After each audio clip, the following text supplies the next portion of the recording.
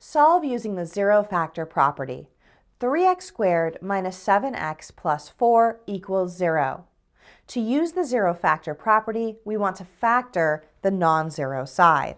We have 3x squared minus 7x plus 4, which factors as x minus 1 times 3x minus 4.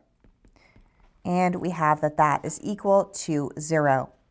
By the zero factor property, we know that x minus 1 equals 0, or 3x minus 4 equals 0. Solving the first equation, we have x equals 1.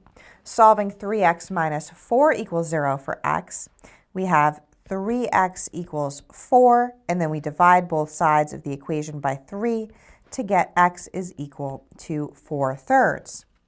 We can check both of these solutions by substituting into the original equation.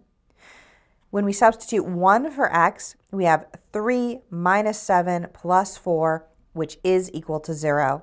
And when we substitute 4/3 for x, we have 16/3 minus 28/3 plus 4, which is equal to 0. Therefore, both of our solutions check, and the solution set is the set containing 1 and 4/3.